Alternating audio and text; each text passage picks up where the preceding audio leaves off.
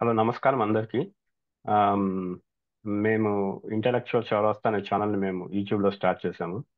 మన ancient Vedic civilisation గురించి కానీ ఇండియన్ కల్చర్ గురించి ఒక వర్చువల్ పోడ్కాస్ట్ లాగా ఎక్స్పర్ట్స్ని డిఫరెంట్ డిఫరెంట్ ఏరియాస్లో వర్చువల్ పోడ్కాస్ట్ చేస్తాను. And myself I'm the host for the session. And actually నేను నా పిహెచ్డి యుఎస్లో పోస్ట్ డాక్ కూడా యుఎస్లో చేశాను. అండ్ జస్ట్ లైక్ ఒక సైడ్ హాబీ లాగా మా అందరికి నిజం తెలవాలి, ఎస్పెషల్లీ యూత్ కోసం. We should know our culture, what are the facts, what are the false information that you have online. దాని గురించి we're going to meet with different individuals. And our first guest on this channel is Dr. Venkata Chaganti Garu, and he will introduce himself. He's a very acclaimed person in Vedic knowledge, and he has his own university which studies Vedas in very scientific manner. Yeah, please do subscribe to the channel, and I'll try our best to get great content. And I would ask Venkata Chaganti Garu. He's very familiar person to everybody. Andariki ఆయన తెలుసు, but I would like to ask to briefly introduce himself so that if anybody doesn't know, ఎవరికైనా తెలియకపోతే ఆయన గురించి sir మీ గురించి brief introduction sir. ఓ నమస్తే, నమస్కారం. మీ పూర్తి పేరేంటండి? నా పూర్తి పేరు ప్రదీప్ అండి, ఈ ప్రదీప్. ఈ ప్రదీప్. సో ఈ ప్రదీప్ గారు నన్ను కాంటాక్ట్ చేసి ఇట్లా నేను నా ఛానల్లో ఇట్లా స్టార్ట్ చేయబోతున్నాను, వేదాల గురించి వాటి గురించి ప్రముఖ వ్యక్తుల నుంచి నేను ఇన్ఫర్మేషన్ తీసుకుంటున్నాను అనుకున్నాను, మీతో ఇంటర్వ్యూ చేయొచ్చా అంటే సరే అని నేను ఒప్పుకున్నాను. సో ఇప్పుడు నా గురించి చెప్పాలంటే నేను అమెరికాకి వచ్చి కూడా చాలా సంవత్సరాలు అయింది, 17 సంవత్సరాలు అయింది వచ్చి. ఇక్కడ ఎంఎస్ చేసి పిహెచ్డి చేసి ఆ తర్వాత ఉద్యోగం చేస్తూ ఇప్పుడు దీనికి యూనివర్సిటీ స్టార్ట్ చేశాను. అన్నీ వదిలేసి ఒక యూనివర్సిటీలో మాత్రమే ఉన్నాయి ఇప్పుడు ప్రస్తుతం. సో వేదాల్లో సైన్స్ గురించి ముఖ్యంగా యజ్ఞాల మీద చాలా ప్రయోగాలు చేశాను. అలానే మెడిసిన్ మీద కూడా కొంత ప్రయోగం చేశాను. సో అవన్నీ కూడా ఇంకా అప్లికేషన్ బయటికి ఇవ్వలేదు. ఇంకా నేను చేసినవన్నీ మీకు యూట్యూబ్లో పెడుతూనే ఉన్నాను. అలానే మా స్టూడెంట్స్ ఇప్పుడు ఎవరైతే చేరారో వాళ్ళు వేదాలు నేర్చుకుంటున్నారు. వాళ్ళు నేర్చుకున్న తర్వాత వాళ్ళు ప్రయోగాలు చేయడం మొదలు పెడతారు. సో వాళ్ళు వేదాల్లో సైన్స్ ఏమిటి, వేదాల్లో సోషల్ ఏంటి, వేదాల్లో ఎకానమిక్స్ ఏమిటి, ఇలాంటివన్నీ కూడా వాళ్ళు మాట్లాడతారు. అట్లనే వేదాల్లో ఉన్న మెడిసిన్ కూడా వాళ్ళు బయటికి తీసుకొస్తారు. సో ఇది ఆయుర్వేదం ఆల్రెడీ ఉంది, కానీ ఇంకా ఎప్పటికప్పుడు నాలెడ్జ్ డెవలప్ అవుతూ ఉంటుంది కాబట్టి సో వాళ్ళు ఒకవేళ ఆయుర్వేదంలో ఇదివరకు ఉంటే దాన్ని తీసి ఇప్పుడు బహిర్గతం చేస్తారు. అలానే సైన్స్ అండ్ టెక్నాలజీని కూడా మనం బయటికి తీసుకొస్తాం. సో ఇది అయితే గత 30-40 సంవత్సరాలుగా నేను వేదాల మీద వర్క్ చేస్తున్నాను. సో దానికోసం నేను అనేక ఆ, యోగుల్ని కూడా కలవడం జరిగింది ఇండియాలో. భారతదేశంలో అడవుల్లోకి వెళ్ళి, డీప్ ఫారెస్ట్లోకి వెళ్ళి కలవటం కూడా జరిగింది. వాళ్ళతో మాట్లాడడం జరిగింది. కొంతమంది ఫేక్ ఉన్నారు, కొంతమంది రియల్గా ఉన్నారు, అలా కూడా జరిగింది. సో అందరినీ ఏమిటని తెలుసుకోవడం జరిగింది. సో తర్వాత ముఖ్యంగా మహర్షి దయానంద సరస్వతి యొక్క ఆ, సత్యార్థ ప్రకాశము, వేదభాష్య భూమిక ఇలాంటివి చాలా ఇన్స్పైర్ చేసినాయి స్టార్టింగ్లో నన్ను బాగా. మంచిగా ఆయన చెప్పిన పద్ధతి, చేసిన పద్ధతి సత్యానికి చాలా దగ్గరగా ఉన్నాయి. అలానే శంకరాచార్యుల వారిది, వివేకానందుడిది అందరివి కూడా నేను లిటరేచర్ చదివాను, వాళ్ళు చేసిన పనులు చూశాను. అలానే రామకృష్ణ పరమహంస, తర్వాత ఇలాంటి రమణ మహర్షి ఇలాంటి అందరూ కూడా చేస్తున్నవి ఎప్పటికప్పుడు వింటున్నాను. వాటిలోంచి ఫిల్టరింగ్ చేసుకోవడం జరుగుతుందన్నమాట. వేదానికి సంబంధించి వేదము అంటే ఏమిటి, ప్రత్యేకించి వేదానికి మిగతా లిటరేచర్కి ఉన్న డిఫరెన్స్ ఏమిటి, అసలు వేదం ఎందుకు చదవాలి, వేదమే ఎందుకు ప్రమాణము, ఇలాంటి వాటి అన్నిటికీ కూడా సమాధానాలు సంపాదించుకున్నాను. అదే దాన్ని విద్యార్థులకు నేను ప్రమోట్ చేస్తున్నాను. మనకి ప్రముఖంగా తెలిసిన వేదం వేరు, అసలు వేదం వేరు. సో ఈ రెండింటికి చాలా డిఫరెన్స్ ఉందన్నమాట. సో అది మనం మాట్లాడుకోవచ్చు. సో ఇది నా ఇంట్రడక్షన్. ఇప్పుడు ప్రస్తుతం university of applied Vedic sciences అనేది అమెరికాలో స్టార్ట్ చేయడం జరిగింది. దానికి నార్త్ కెరోలినాలో మనకి యూనివర్సిటీ సిస్టమ్ కింద రిజిస్టర్ చేయబడింది.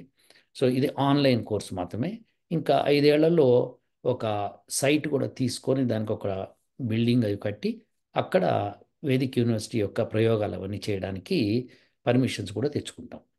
ఇది ప్రస్తుతం ఎంతమంది ఉన్నారు సార్ మీ ఇప్పుడు యాక్చువల్గా మీ students actual?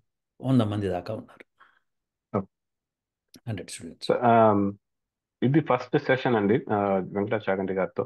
And there be further more sessions as అంటే ఎక్కువ మందికి ఇది ఇంట్రెస్ట్ అయ్యి వాళ్ళు కానీ చెప్పగలిగితే మేము డెఫినెట్గా అదర్ సెషన్స్ చేస్తాము. ఈ సెషన్లో ఓన్లీ వెరీ బేసిక్ క్వశ్చన్స్ ఉంటాయి వేదాస్ గురించి. ఎటువంటి రాంగ్ ఇన్ఫర్మేషన్ ఉన్నా కూడా అవన్నీ రెక్టిఫై చేయడానికి ప్రయత్నిస్తాము. మీకు ఏమైనా సజెషన్స్ ఉన్నా మీరు చెప్పవచ్చు. సో చాగంటి గారు, ఫస్ట్ క్వశ్చన్ ఏంటంటే వేదాస్ ఎక్కడి నుంచి వచ్చాయి? వాట్ ఈస్ ఆరిజిన్, అంటే ఎక్కడ నుంచి వచ్చాయి, ఎలా మనుషులకు రివీల్ అయ్యాయి? ఎస్. వేదాలు సృష్టి ఆదిలో అంటే ఇప్పటికీ 196 కోట్ల చిల్లర సంవత్సరాలు లెక్క వేసుకుంటే 197 కోట్లు రౌండ్ ఆఫ్ చేసుకుంటే, సో కోట్ల సంవత్సరాల దగ్గర క్రియేషన్ జరిగింది. అప్పుడు 4 ఋషులకి పరమాత్ముడు ఇచ్చాడు. ఒకళ్ళు అగ్ని, ఆయనకి ఋగ్వేదము, వాయువు ఆయనకి యజుర్వేదము, ఆదిత్యుడు ఆయనకి సామవేదము, అంగిరసుడు ఆయనకి అథర్వణ వేదం. ఈ 4 వేదాలు 4 ఋషులకి ఇచ్చాడు. వాళ్ళు మిగతా వాళ్ళకి చెప్పి బోధించి తద్వారా దాన్ని వ్యాప్తి చేశారు. ఈ 4 వేదాలని చదువుకున్న వాడిని బ్రహ్మ అంటారు. సో అప్పుడు మొట్టమొదటి బ్రహ్మ వచ్చాడు మనకి, 4 వేదాలు చదివిన ఆయన కూడా ఒక ఋషి. అంటే మనం ఇప్పుడు ఒక సైంటిఫిక్, అంటే మేము ఇక్కడ క్రాస్ క్వశ్చన్ చేస్తున్నానని, నేను ఏథిస్ట్ నేను కాదు యాక్చువల్లీ. లేదు, అడగాలండి మీరు, క్రాస్ క్వశ్చన్ కరెక్ట్గా అంటే చేయండి. మనకు ఇప్పుడు మనుషులు ఎలా వచ్చారు అనేది సైన్స్ ఒకలాగా చెప్తుంది, అంటే ఎవల్యూషన్ అనే పద్ధతి ఉంది. ఉమ్, మన వాళ్ళు మన శాస్త్రం ఏం చెప్తుందంటే, మనువు అనే ఆయన బ్రహ్మ గారి నుంచి వచ్చారు, మనువు నుంచి మానవ జాతి వచ్చింది అని చెప్తారు కదా. అది శాస్త్రీయంగా ఎలా మనం తీసుకోవాలి? ఇప్పుడు కాన్ఫ్లిక్ట్ ఉంది కదా. ఎస్, కాన్ఫ్లిక్ట్ ఎప్పుడూ ఉంటుందండి. తెలిసేదాకా, సత్యం తెలిసేదాకా కాన్ఫ్లిక్ట్ ఉంటుంది. ఇప్పుడు ఫర్ ఎగ్జాంపుల్ రీసెంట్గా యురానస్ గురించి మాట్లాడుతున్నారు సైంటిస్టులు, నాసా వాళ్ళు. 40 ఏళ్ల క్రితం వాయేజర్ 1, వాయేజర్ 2 వెళ్ళినప్పుడు యురేనస్ పనికిరాదు అసలు, దేనికి దానికి దానిలో ఏమీ లేదు అని చెప్పారు. అది భయంకరమైన ప్లేస్, దానికి వెళ్ళకూడదు అన్నట్టుగా వాళ్ళు ప్రచురించారు. సైంటిఫిక్ ఆర్టికల్స్ పబ్లిష్ అయినాయి, అన్నీ అయిపోయినాయి. అన్నీ అయిపోయిన తర్వాత ఇప్పుడు రీసెంట్గా మేమంతా తప్పు చేసాము, అది తప్పు క్యాలిక్యులేషను. ఎందుకంటే దానిలో యాక్చువల్గా అప్పుడు అక్కడ పెద్ద తుఫాన్ ఉండింది, అందుకే వాయేజర్ సరిగ్గా కనుక్కోలేకపోయింది అని చెప్పి వాళ్ళు ఇప్పుడు ఇంకొక వాయేజర్ని పంపించడానికి ప్రయత్నం చేస్తున్నారు యురేనస్కి. సో ఇప్పుడు మ్మ్. ఏంటంటే, ఇప్పుడు వాళ్ళు తప్పు చేశారా మనం తప్పుగా అనుకున్నామా అంటే వాళ్ళే తప్పు చేశారు. సత్యం తెలియకుండా తప్పు చేయడం అన్నది తప్పు. ఆ తప్పును గ్రహించినప్పుడు అది ఎంత ఖర్చు అయింది, దానికి ఎంత అబద్ధాలు ప్రచారమైనవి, దాని గురించి ఎంతమంది మైండ్లో అది ఇరుక్కున్నది అని చూస్తే, అందరం ఒకే చదువుకున్నాం. మనం అన్ని కాలేజీల్లోనూ స్కూళ్ళలోనూ యురానస్ గురించి చదివినప్పుడు వాళ్ళు చెప్పినవే మనం విన్నాం.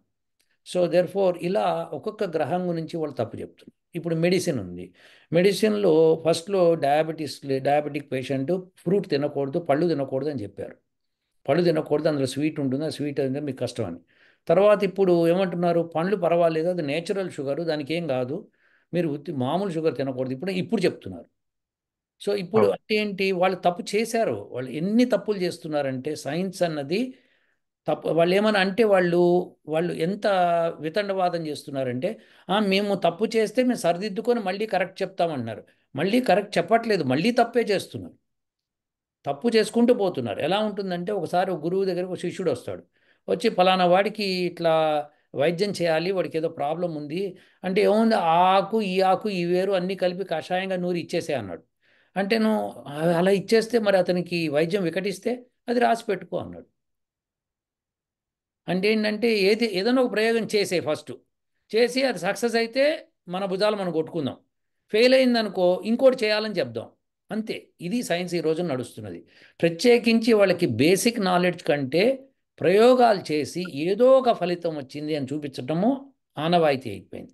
ఇప్పుడు డయాబెటీస్కి వాళ్ళు ఏదో మెడిసిన్ ఇచ్చేవాళ్ళు ఇదివరకు, 30-40 సంవత్సరాల నుంచి నడుస్తున్నది ఆ మెడిసిన్.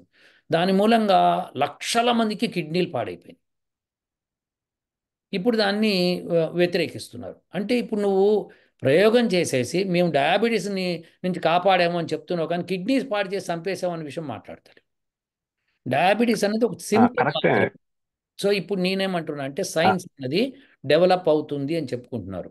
సో మానవుడు హ్యూమన్ ఎవల్యూషన్ గురించి కూడా తప్పు చెప్తున్నారు వాళ్ళు. వాళ్ళు కొంత కరెక్టు, కొంత తప్పు, కొంత కరెక్టు, కొంత తప్పు. ఇదివరకు 10,000 సంవత్సరాల క్రితమే మానవుడు అభివృద్ధి చెందాడని చెప్పారు. మొన్న ఒకసారి ఆఫ్రికాలో వాళ్ళకు ఒక కట్టడం దొరికింది. వెదురుతోనో చెక్కతోనో కట్టడం దొరికింది. అది కంప్లీట్ నాలెడ్జ్ ఇన్ చెక్క మేకింగ్ తెలిస్తే కన్నా తయారు చేయలేరు. కాబట్టి అది 50,000 సంవత్సరాల క్రితం దొరికిందనమాట. సో 50,000 సంవత్సరాల క్రితం కూడా మానవుడు అభివృద్ధి చెందే ఉన్నాడని మళ్ళీ కంక్లూషన్కి వచ్చారు. అంటే 10 నుంచి 50కి దూకారు. తర్వాత అసలు 50 కింద మనుషులే లేరు, మానవుడు లేడు, అతనికి పుర్రె లేదు, ఏం లేదు, అతను డెవలప్ అవుతూ వచ్చాడు అన్నారు. మొన్న ఒకసారి ఒక 2 లక్షల సంవత్సరాల క్రితం పుర్రె దొరికింది, మనిషి హ్యూమన్ స్కల్. సో అప్పటికే వీళ్ళు డెవలప్ అయ్యారు. వాళ్ళనేమో అంటారు కదా వాళ్ళని. సో వాళ్ళు డెవలప్ అయిపోయారని చెప్పుకొస్తున్నారు. అంటే వీళ్ళకి ఇంకా పూర్తి జ్ఞానం లేదు. వాళ్ళకున్న జ్ఞానంతో వాళ్ళు ఏదో చెప్తున్నారు. కేవలం నువ్వు ఒక ఆపరేషన్ చేసి లేకపోతే ఒక రాకెట్ని పైకి పంపించి మొత్తం సైన్స్ అంతా నేను కరెక్ట్ చెప్తున్నా అంటే తప్పు అవుతుంది. ఇప్పుడు చూడండి, అదేనండి. సైన్స్ వేళ్లాడుతున్నారు అక్కడ స్పేస్లో. అంటే పంపించేటప్పుడు వాళ్ళకి ఆ జ్ఞానం లేదా, లేదా వచ్చిన ప్రాబ్లమ్స్ జ్ఞానం లేదా? దాదాపు 60 సంవత్సరాలు అయింది మానవుడు పైకి వెళ్ళి ఆకాశంలోకి వెళ్ళి. 60 సంవత్సరాలలో కొన్ని వేలు పంపించారు, శాటిలైట్స్ కానీ ఇవి కానీ స్పేస్ షిప్స్ కానీ, అన్ని దేశాలు. అయినా సరే ఇప్పుడు స్పేస్ షిప్లో అక్కడ ఇరుక్కున్నారు అంటే అర్థం ఏంటి? సో దే హ్యావ్ అంటే నాట్. సైన్స్ సైన్స్ కి కూడా చాలా లిమిటేషన్స్ ఉన్నాయి. అవి ఫ్యాక్ట్స్ డెఫినెట్ గా ఎవాల్వ్ అవుతూ వెళ్తాయి. న్యూ ఎవిడెన్స్ వచ్చే కొద్దీ the fact will change. Correct అది. అయితే ఇప్పుడు ఓకే, కాబట్టి మనము మీకు చెప్పేది వేదం ఏంటంటే వేదం ద్వారా ఇప్పుడు నేను చెప్పేదానికి సాక్ష్యం ఇస్తా చూడండి. ఎప్పుడు కూడా ఎవిడెన్స్ అంటాం కదా, ఈ ఎవిడెన్స్ని మనము ప్రమాణము అంటాం అనమాట. సో ఈ ప్రమాణము 8 రకాలుగా ఉంటుంది. సో ఫస్ట్ 4, ఆ తర్వాత ఆ 4టికే మళ్ళీ ఉప 4 ఉంటాయి అనమాట. సో ఈ 4టిలో ఫస్ట్ 3 చాలా ఇంపార్టెంట్. అదేంటంటే ప్రత్యక్ష ప్రమాణం. అంటే నువ్వు చూసావా, నీ కంటితో చూసావా, నీ చెవులతో విన్నావా, నీ ముక్కుతో వాసన పీల్చావా, నీ నోటితో టేస్ట్ చేసావా, నీ చర్మంతో ముట్టుకోగలిగావా, ఈ 5 సెన్సెస్ని మనం ప్రత్యక్ష ప్రమాణం అంటాం.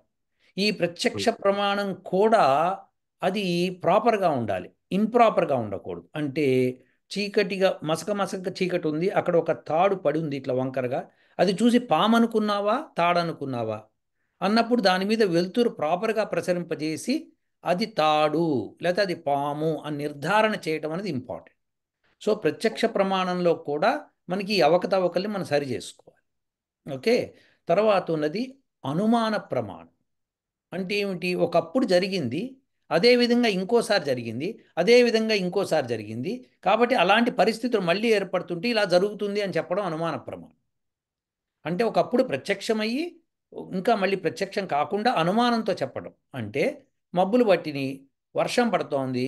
సో మబ్బులు పట్టినప్పుడల్లా వర్షం పడుతోందా, మబ్బులు పడితే వర్షం పడే ఛాన్స్ ఉందా తెలుసుకున్నప్పుడు మబ్బులు పట్టంగానే వర్షం పడే ఛాన్స్ ఉంది అని చెప్తాం. అది అనుమాన ప్రమాణం.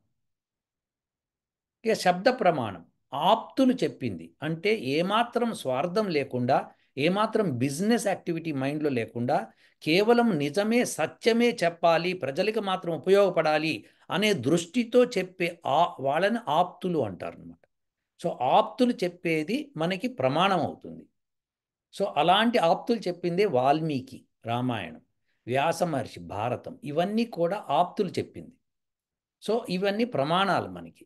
సో ఇలా మనకి ఈ 3 ప్రమాణాలు తీసుకుంటే కనుక మొట్టమొదటిది ఇప్పుడు మనకి ప్రత్యక్ష ప్రమాణం ఏమైనా ఉందా అంటే ఇప్పుడు మీరే చెప్పారు మనువు అని చెప్పారు, అవునా కదా?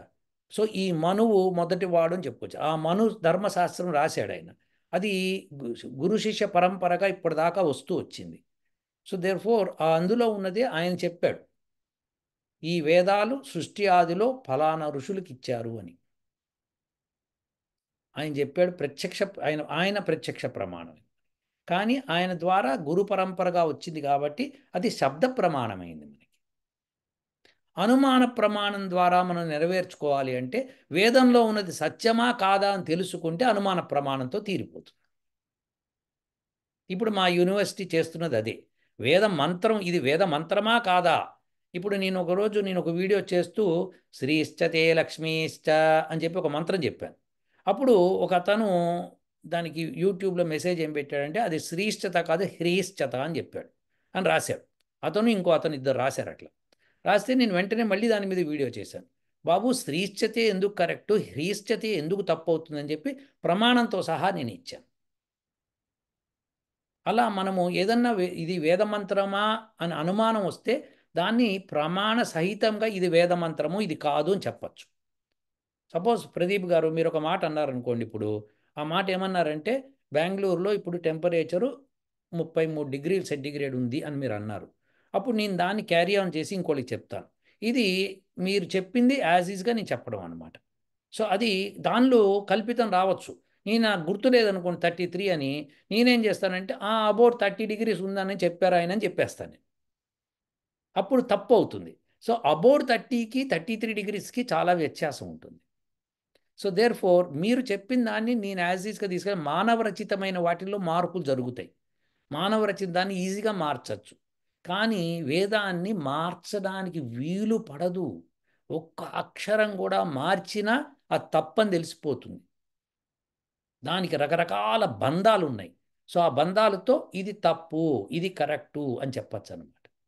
సో అందుకని మనం ఇప్పుడు దానిలో చూడండి, శ్రీశ్చతే లక్ష్మీశ్చ పత్న్యౌ అని వచ్చింది. అంటే నీకు శ్రీ మరియు లక్ష్మి పత్నులు వంటి వారు అని చెప్తున్నాడు. చెప్తున్నప్పుడు ఆ వేదమంత్రం చెప్తున్నప్పుడు ఈయన హ్రీశ్చతే అన్నాడు. హ్రీ అంటే సిగ్గు లజ్జ పార్వతి ఇలా వస్తాయి అన్నమాట. సో ఇప్పుడు శ్రీశ్చతే లక్ష్మి కరెక్టా హ్రీశ్చతే లక్ష్మి కరెక్టా అన్నప్పుడు శ్రీశ్చతే లక్ష్మి. ఇప్పుడు వీళ్ళిద్దరు పత్నుల్లాగా ఉన్నారన్నప్పుడు నారాయణుడికి ఆ మంత్రానికి దేవత నారాయణుడు. సో నారాయణుడికి పత్నులు లక్ష్మీ శ్రీ అనొచ్చు కానీ లక్ష్మీ పార్వతి అనలేం కదా, అవునా? సో దేర్ ఫోర్ తప్పు అవుతుంది, హ్రీ అన్నది తప్పు అవుతుంది. ఇలా మనము పురాణాలతో సహాయంతోనూ తర్వాత శతపథ బ్రాహ్మణము తర్వాత ఇతర బ్రాహ్మణాలు ఉపవేదాలు వాటిని తీసుకొని వాటిలో ఋషులు చెప్పిన వాటిని తీసుకొని ఇది కరెక్టు ఇది తప్పు అని నిర్ధారణ చేస్తామన్నమాట. అంతేకాకుండా వేదాన్ని విడిగా రిఫర్ చేసి కరెక్టు తప్పు అని చెప్పడానికి వీలవుతుంది. సో ఈ విధంగా దానిలో వేదంలో చెప్పిన లెక్క ప్రకారం మనకి ఇన్ని కోట్ల సంవత్సరాలైందని మనువు ఇచ్చాడు సాక్ష్యం. ఆ సాక్ష్యాన్ని మనం తీసుకొని ముందుకెళ్తాం.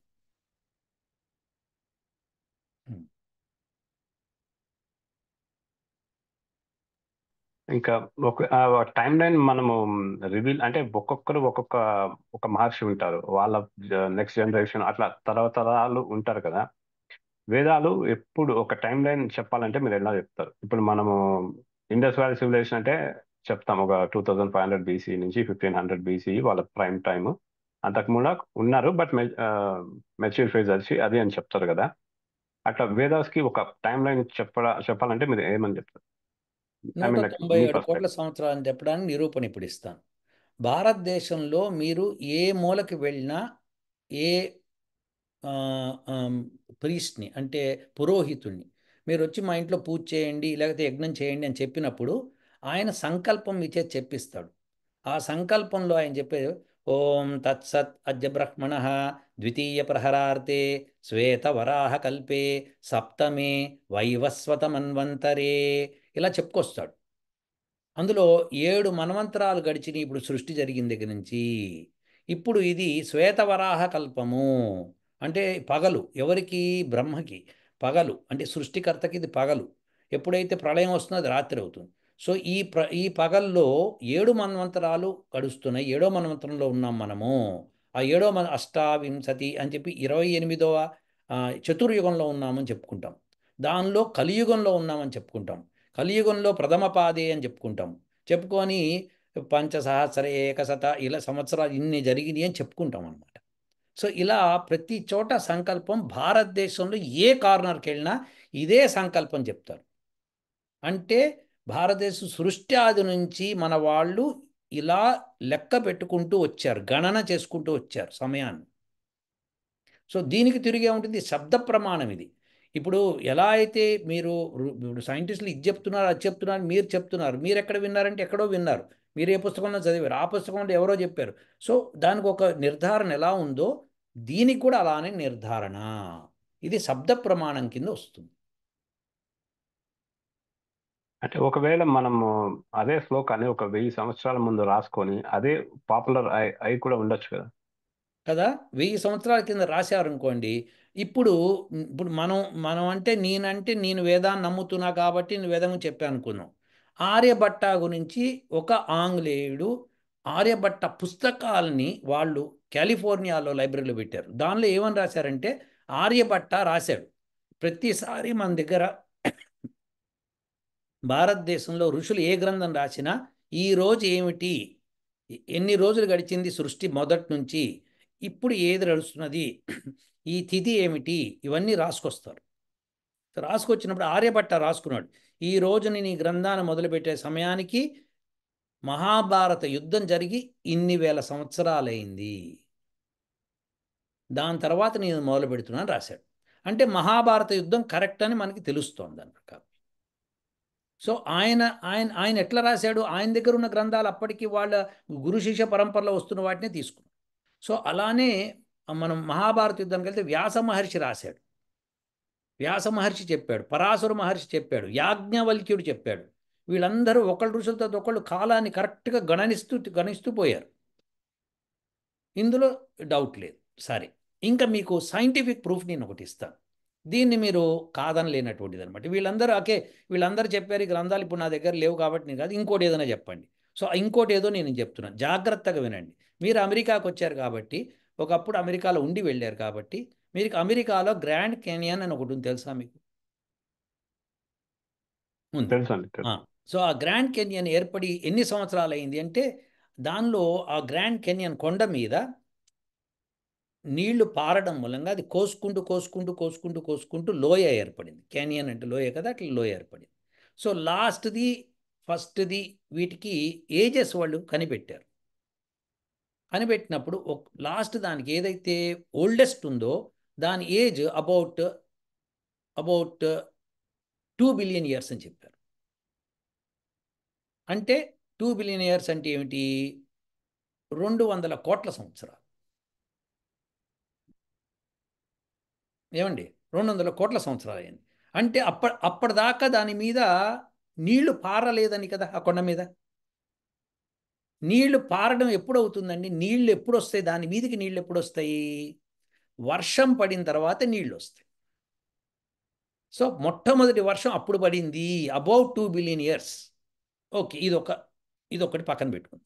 ఇంకొకటి ఏంటంటే ఆక్సిజన్ భూమి మీద పుట్టి ఎంత కాలమైంది అన్నది లెక్కలు కట్టి అబౌట్ 2.3 బిలియన్ ఇయర్స్ అని చెప్పి లెక్క చెప్పారు. సో ఆక్సిజన్ లేనిదే మానవుడు ఇక్కడ బతకలేడు కదా. సో మానవుడు పుట్టి అంటే జీవరాశి పుట్టి 200 కోట్ల సంవత్సరాలు. ఇప్పుడు నేను చెప్పింది వేదం పుట్టి 196 కోట్ల సంవత్సరాలు. సో అవన్నీ అప్రాక్సిమేషన్స్, ద డేట్స్ కొద్దిగా ముందుకి వెనక్కి జరుగుతాయి కాబట్టి మనం ఇప్పుడు మానవుడు పుట్టిన తర్వాత మొట్టమొదటి ఋషులు యజ్ఞాలు చేయడం మూలంగా పడిన వర్షంతోనే భూమంతా తడిసింది. అప్పుడే ఆ గ్రాండ్ కెన్యాన్ నుంచి ఏర్పడడం మొదలుపెట్టింది. సో ఈ 2 ప్రూఫ్స్ మీకు ఇచ్చాను, వాళ్ళు చెప్పిన డేట్స్ ప్రకారము. ఏంటి, ఆక్సిజన్ పుట్టడము, గ్రాండ్ కెన్యాన్, ఈ 2 ఫిజికల్ ఎవిడెన్సెస్. నేను చెప్పింది 196 కోట్ల సంవత్సరాలు. ఇప్పుడు వాళ్ళు చెప్పిన తర్వాత నేను చెప్పలేదు. మహర్షి దయానంద సరస్వతి 1870లోనే చెప్పాడు. అప్పటికి వీళ్ళకి ఈ విషయాలు తెలియవు, ఆక్సిజన్ సంగతి వీటి కానీ. అలానే ఆయనకి పూర్వం ఆయన గురువులు చెప్పుకుంటూ వచ్చింది 197 కోట్ల సంవత్సరాల సంగతి. సో అందులో ఎట్టి మిస్ మ్యాచ్ లేదు. ఎక్కడ మీరు అంటే అది భారతంలో చూసినా సరే, పురాణాల్లో చూసినా సరే ఇదే టైం లైన్ ఉంటుంది. అంటే శబ్ద ప్రమాణంగా మనం ఇప్పుడు వెళ్ళాలి, ప్రత్యక్ష ప్రమాణం అయితే లేదు కాబట్టి శబ్ద ప్రత్యక్ష ప్రమాణంగా ప్రమాణం దయానంద సరస్వతి ఉండడం సాధ్యమా చెప్పండి. కుదరదు. అదే కాబట్టి ఉన్నదాన్ని అనుమాన అంటే ప్రమాణంతో, శబ్ద ప్రమాణంతోనే వెళ్ళాలి. అంటే వేదము మొదలైన టైం అయితే ఒకటి ఉంటుంది, ఒక స్టార్టింగ్ పాయింట్ ఉంటుంది. లెట్స్ 196 కోట్ల సంవత్సరాలు మీరు చెప్పినట్టు మొదలై ఉంటే ఉమ్. ఒక 100 కోట్ల సంవత్సరాల ముందు గురించి ఏమన్నా రాయబడి ఉందా వేదంలో మరి? వేదంలో రాయబడి ఉండదు. వేదం ఎప్పుడూ కూడా స్థిరం, మనం రాసుకుంటాం. అదే వేదం ఋషులు చెప్పారా అని అంటే. చెప్పారు, వాటి పురాణాల్లో ఉన్నాయి కదా. పురాణాలు అంటే మరి అవి వేదాల తర్వాత కదండి. అవును, అందుకనే వాళ్ళు రాయగలిగారు కదా. ఇప్పుడు వేదాల గురించి రాయాలంటే పురాణాలు రాయాలి, వేదాల గురించి రాసుకుంటే అంతవరకే ఉంటుంది. ఇప్పుడు వేదాలు ఇచ్చినప్పుడు ఎలా ఉన్నాయో ఇప్పుడు అలానే ఉన్నాయి. దానిలో మార్పులు చేర్పులు ఉండవు. వేదంలో టైం లైన్ ఉండదు అక్కడ. ఉమ్. మనం ఒక నెక్స్ట్ క్వశ్చన్కి వెళ్దాం. ఓకే. లాంగ్వేజ్ ఏంటి? మన వేదిక్ సివిలైజేషన్ కి లాంగ్వేజ్ ఏమిటి? అదేమైనా మారిందా? మరియు స్క్రిప్ట్ అనేది ఉందా? లిపి అనేది ఉందా? యా. ఉంటే మొట్టమొదటిగా ఏది? మనం బాగా అర్థం చేసుకోవాల్సింది వేదిక్ సివిలైజేషన్ అంటూ ఏముండదు. ఇది వీళ్ళు కనిపెట్టింది. ఇప్పుడు వీళ్ళు కొత్తగా ఏంటంటే అదే హరప్పా సివిలైజేషను లేకపోతే ఇండస్ వ్యాలీ సివిలైజేషన్ అనుకుంటూ వచ్చి వేదిక్ సివిలైజేషన్ అని మొదలు పెడుతున్నారు. తప్పది. వేదిక్ సివిలైజేషన్ లేదు. వేదాలను అనుసరిస్తూ వచ్చిన వాళ్ళు వేదాలను అనుసరిస్తూ వచ్చారు. వేదాలు మాకు అక్కర్లేదు, మేము ఇలా బతికేస్తాం అనుకున్న వాళ్ళు అలా బతికేశారు. సో ఎవరికి అంటే కావాల్సిన వైదిక సంస్కృతి ఆ, అంటే మనం ఫస్ట్ నుంచి వేదాలు ఎవరైతే ఆ, ఆ, జీవన భాగం చేసుకున్నారో ఉమ్, మొదటి నుంచి ఇప్పటి వరకు వాళ్ళందరినీ ఒక సింపుల్ గా చెప్పాలంటే వైదిక సంస్కృతి అని మాత్రమే నేను చెప్పడము. యా. అలా చెప్పుకుంటే కనుక గీర్వాణ భాష. అంటే సంస్కృతానికి ముందా అది? గీర్వాణ భాష వేదంలో ఉన్న భాషను గీర్వాణము అంటారు. అంటే అదే సంస్కృతం. సంస్కృతము అంటే సంస్కరించబడింది అని అర్థం. అంటే గీర్వాణ భాషను తీసుకొని సింప్లిఫై చేసుకుంటే సంస్కృతం ఏర్పడింది. మరి గీర్వాణ భాషకి లిపి అనేది ఏమైనా ఉండిందా అప్పుడు? ఉండింది. ఉండింది. దానికి కూడా ఇప్పుడు ప్రత్యక్ష ఆధారం మనకైతే దొరకడం లేదు. మీరు ప్రత్యక్ష ఆధారం దొరకాలి అంటే మీకు ఇప్పటికీ మనకి ఒక 200 300 సంవత్సరాల క్రితం కట్టిన బిల్డింగ్సే ఉండట్లేదు, పడిపోతున్నాయి. అది మన దగ్గర అది ఇప్పుడు అది ఉండవు కదా. ఇప్పుడు ఒక 2000 సంవత్సరాల క్రితం కట్టింది ఇప్పుడు ఉండాలి అంటే కష్టం కదా. అవి ఉండవు కాబట్టి అవి మనము అంటే మారుతూ వస్తాయి. అవి ఒకవేళ ఏమవుతుందంటే 100 కోట్ ఉమ్, 196 కోట్ల సంవత్సరాలు, కనీసం కోటి సంవత్సరాలు, 10 లక్షల సంవత్సరాలు కూడా అవసరం లేదు. ఒక 5,000 సంవత్సరాలు కానీ ఒక 3,000 సంవత్సరాలు వెనక్కి వెళ్తే మనకేమైనా ఒక ఇన్స్క్రిప్షన్ లాంటిది ఏమైనా దొరికిందా? ఇప్పుడు అశోకులు ఉన్నారు, అవును. ఆయన 2,000 సంవత్సరాలు అయింది, రాళ్ళ మీద రాశారు.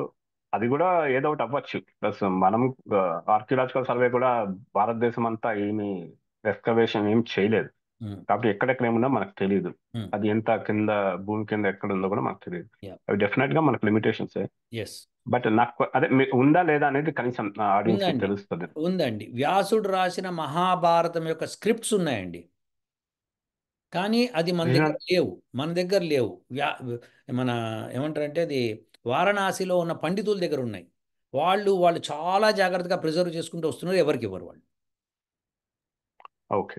అంటే మనకి ఉన్నాయి. ఇప్పుడు వేదాకి సంబంధించిన ఋగ్వేద ఓల్డెస్ట్ రిటర్న్ టెక్స్ట్ ఎవరు యాక్చువల్ చెప్పారు? గా అది ఎ- 1400. ఇప్పుడు బండార్కర్ ఓరియంటల్ ఇన్స్టిట్యూట్ అని రీసెర్చ్ ఇన్స్టిట్యూట్ ఉంది. ఉమ్. అది వాళ్ళ దగ్గరే ఓల్డెస్ట్ ఋగ్వేదిక్ కాపీ ఉంది. Please don't joke. Okay. So ఏంటంటే వేదాలు గురు శిష్య పరంపర నుంచి శృతులు అంటారు. అంటే వినడం ద్వారా నేర్చుకొని వచ్చినవే తప్పితే వాళ్ళు రాసుకునే పరిస్థితి ఎప్పుడూ లేదు. అవసరం లేదు. ఎక్కడన్నా అవసరం పడింది అనుకున్నప్పుడు రాసి ఉంటారు. కానీ అవి రాసిన తాళపత్రంధ్రాలు మళ్ళీ రాస్తే అవి పాడైపోతున్నాయి అన్నప్పుడు కొత్తవి రాస్తారు. మళ్ళీ ఆ పాత పోయిన తర్వాత మళ్ళీ కొత్తవి రాస్తారు. అట్లా రాసుకుంటూ రాసుకుంటూ వచ్చి లేటెస్ట్ ఏమైనా దొరుకుంటాయి వాళ్ళ దగ్గర. So it doesn't mean there 1400 years old. That's wrong. గురు శిక్ష పరంపర నుంచి శబ్దం ద్వారా వెళ్ళుంటుంది. అది డెఫినెట్లీ దానికి ప్రూఫ్ అనేది ఉండదు. అది ఇప్పుడు వేదం అనేదే దానికి ప్రూఫ్ అవుతుంది. డెఫినెట్లీ ఐ నేను అగ్రీ అదే విత్ యూ. చెప్తున్నా. నేను మీకు చెప్పేది అదే. ఇప్పుడు నేను అది రెండు బుక్స్ అంటే వాళ్ళు ఇచ్చాను. ఎందుకు రాయలేదు అనే దాని కూడా ఒక యాక్చువల్ గా ఒక ఎక్స్ప్లెనేషన్ ఉంది. అంటే దాంట్లో శృతి చాలా ఇంపార్టెంట్. వేదానికి శృతి అనేది ఉంటుంది.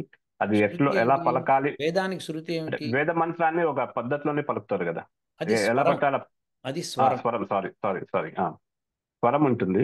ఉమ్. అదేనే అది రాస్తే అది స్వరం తప్పు అవుతుంది అనేది, అందుకనే రాయలేదు అనేది కూడా ఒక లేదు. వాదన రాస్తే ఉంది. ఇప్పుడు ఈ రోజుల్లో పుస్తకాల్లో స్వరంతో సహా రాసి పెడుతున్నారుగా. అది ప్రాబ్లం కాదండి. ప్రదీప్ గారు బాగా అర్థం చేసుకోవాల్సింది ఏంటంటే ఈ ఓరియంటల్ బండార్కర్ ఇవన్నీ ఏవైతే ఉన్నాయో ఎవరన్నా ఏమి చెప్పినా ఋగ్వేదం మొదటి పుస్తకము, యజుర్వేదం రెండో పుస్తకం చాలా తప్పులు, అవి బూతులు. ఎందుకంటే వాళ్ళు అలా చెప్పడానికి అసలు ఆధారం లేదు. పైగా విరుద్ధంగా ఆధారాలు ఉన్నాయి. విరుద్ధ ఆధారం ఏంటంటే మనుధర్మ శాస్త్రంలో స్పష్టంగా ఆయన ఎవరెవరికి ఏ ఏ వేదం ఇచ్చారని స్పష్టంగా రాసింది. ఇప్పుడు మనుధర్మ శాస్త్రం వాళ్ళ దగ్గర ఉందా? ఫస్ట్. ఉంటే గనక ఈ విధంగాన ద్వంద్వ వైఖరి చెప్పకూడదు. బ్రాహ్మణాలు ఉన్నాయి, బ్రాహ్మణాల్లో ఉంటాయి.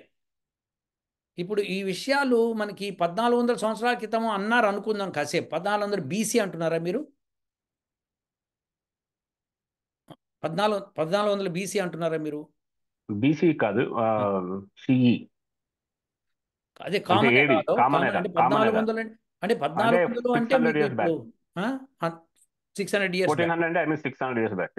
అది అసలు అంతకంటే ముందరే వేదం ఉంది. ఎందుకంటే నన్నయ్య తిక్కన మనకి భారతాన్ని రచించిన వాళ్ళలో 11వ శతాబ్దం 12వ శతాబ్దం వాళ్ళు కదా. అంటే వ్యాస భారతం అప్పటికే అవైలబుల్ ఉంది కదా. మరి అంటే నేను చెప్పేది అవైలబుల్ అంటే ఇప్పుడు అవి రాసుండొచ్చు, అది పాడైపోయి ఉండొచ్చు, ఎక్కడైనా మళ్ళీ మిస్ ఉండొచ్చు. రాసుంటారు కదా. మనకు అదే రాసుంటారు. మనకు అవైలబుల్ మాత్రం డేటెడ్ డేటింగ్ చేస్తే అది అప్పుడు మాత్రమే మ్యాచ్ అవుతుంది ప్రస్తుతానికి. అది జస్ట్ ఒక ఇన్ఫర్మేషన్ బేసిస్ అంతే. No no no. అది నేను చెప్పా కదా, ఆర్యభట్ట రాసినవి యాజ్ ఈజ్గా దొరికినాయి. ఆర్యభట్ట రాసినవి దొరికినాయి. అలాంటప్పుడు ఇది ఆర్యభట్ట ఎప్పుడు వాడు దాదాపు 2000 ఇయర్స్ ఓల్డ్ వాడు. సో ఆయన రాసినవి యాజ్ ఇట్ ఈస్గా రాసినవి దొరికినప్పుడు, సో అంతకుముందు ఇంకా ఉన్నాయి. విశేషం ఏంటంటే ఎప్పటికప్పుడు ఇప్పుడు నలంద యూనివర్సిటీలో అనేక లక్షల గ్రంథాలు ఉంటే వాటిని తగలబెట్టారు ఈ తురుష్కులు వచ్చినప్పుడు. వీళ్ళు వచ్చి తగలబెట్టినప్పుడు అవి తగలబడ్డానికి సంవత్సరం పైన కాలం పట్టింది. అన్ని గ్రంథాలు ఉండేవి అక్కడ. ఇప్పుడు వేరే వాళ్ళు వచ్చి మన దేశంకి వచ్చి దాన్ని ధ్వంసం చేస్తే మనము ఇప్పుడు ఆ ధ్వంసం చేసిన వాళ్ళు మనకి చరిత్ర రాసి చెప్తుంటే మనం దాన్ని నమ్మటం అంటే మన మహర్షులు ఎంత స్పష్టంగా మేము నేర్చుకున్నామో, మా పూర్వీకులు నేర్చుకున్నాము, మా పూర్వీకులు నేర్చుకున్నారని వంశ చరిత్ర ఇస్తున్నప్పుడు. ఇంకొకటి, ఇప్పుడు మహర్షి దయానంద సరస్వతి సత్యార్థ ప్రకాశంలో బ్రహ్మాండంగా ఆయన ధర్మరాజు దగ్గర నుంచి ఢిల్లీ సుల్తాన్ పరిపాలించేదాకా రాజుల పేర్లు, ఆ రాజు ఎన్ని సంవత్సరాలు, ఎన్ని నెలలు, ఎన్ని రోజులు పరిపాలించాడు అని స్పష్టంగా ఢిల్లీని ఎవరెవరు పరిపాలించాడని చెప్పుకుంటూ వచ్చాడు ఆయన. ఢిల్లీ అంటే ఒకప్పుడు ఇంద్రప్రస్థం అంటే ధర్మరాజు పరిపాలించింది. సో అది అక్కడి నుంచి ఎన్ని సంవత్సరాలు, ఎన్ని నెలలు ఒక్కొక్క రాజు పరిపాలించాడని ఢిల్లీ సుల్తాన్ వచ్చేదాకా మొత్తం రాసి పెట్టాడు ఆయన. మరి అవన్నీ మన గ్రంథాల్లో ఉంటేనే కదా ఆయన రాసింది, అవునా? సో ఇప్పుడు ఆయన గ్రంథాలు దొరికిన వాటిని పట్టుకొని భారతదేశం అంతా తిరిగి ఆయన గ్రంథాలు సేకరించి రాసి దానిలో పెట్టాడు. ఇప్పుడు ఆయన పెట్టింది మనకి రుజువు అవుతుంది, ఎందుకంటే ఆయన ఆప్తుడు కాబట్టి. సో ఇలా శంకరాచార్యులు ఒకప్పుడు చేసిన పని ఇప్పుడు మహర్షి దయానంద సరస్వతి చేశాడు. ఇలా చేసుకుంటూ వెళ్తున్నారు వీళ్ళు. సో వెళ్ళేటప్పుడు ఆ గ్రంథాలు, పాత గ్రంథాలు పోతాయి, చిరిగిపోతాయి, పాడైపోతాయి. కొత్తవి ఇవి ఉంటాయి, ఇవి కొంతకాలం ఉంటాయి, ఇవి పాడైతాయి. కాబట్టి మనం మళ్ళీ దాన్ని రివైవ్ చేసుకుంటూ రాయాలి. ఇప్పుడు ఇంటర్నెట్ సిస్టమ్ అవి వచ్చింది కాబట్టి దీనిలో మనం స్టోరేజ్ చేసుకొని పెట్టుకోగల ఇది ఉంటుంది. దీన్ని కూడా రేపు పొద్దున ఎవరైనా పాడు చేస్తాడని చెప్పి మనం ఒక ప్రతి విడిగా పెట్టుకుంటాం మళ్ళీ. సో దేర్ ఫోర్ ఎవరు భండార్కర్ కానీ ఎవ్వరే కానీ ఏదన్నా రాసినా శాస్త్రార్థం చేయకుండా రాస్తే తప్పవుతుంది. శాస్త్రార్థం చేయాలి, పండితులతో కూర్చోవాలి, శాస్త్రార్థం చేయాలి. ఎప్పుడు కూడా భారతదేశంలో జరిగింది శాస్త్రార్థము. శాస్త్రార్థం చేసి అప్పుడు దాన్ని నిర్ధారించాలి. తప్పితే నాకు హోదా ఉంది కదా, నా సంస్కృతం కొద్దిగా వచ్చు కదా అని నువ్వు రాసేస్తే అది తప్పు అయితే కనుక పండితులు హర్షించరు. సో తప్పు అవుతుంది అది. అలాంటి వాళ్ళు తప్పుదోవ పట్టినట్టు మహాపాపం కూడాను. విశేషం. యా, ఇంకా ఓకే. నెక్స్ట్ మన ఒక బ్రీఫ్ గా మీరు ఎక్స్ప్లెయిన్ చేయగలుగుతారా? ఋగ్వేదం 4 వేదాలు, దాంట్లో మళ్ళీ సబ్ డివిజన్ 4 ఉంటాయి కదా, బ్రాహ్మణాలు, ఆరణ్యకాలు అని. యా ఋగ్వేదం నుంచి, యజుర్వేదం నుంచి, అలా ప్రతి వేదం నుంచి ఏం నేర్చుకుంటాము? ఒక వేదంలో 4 భాగాలు ఎందుకున్నాయి? ఆ భాగాలు దేనికి సంకేతం? వాటి ప్రత్యేకత ఏమిటి?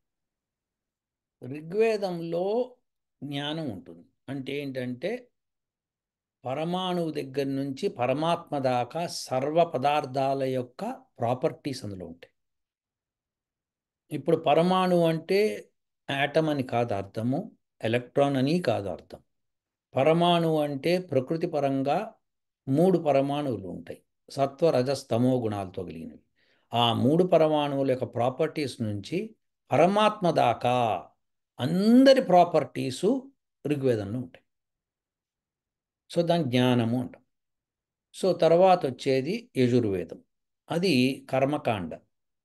కర్మకాండ అంటే మానవులు చేయవలసిన కర్మ ఏమిటి, ఉత్తమ కర్మలు ఏమిటి అన్నవి అందులో ఉంటాయి.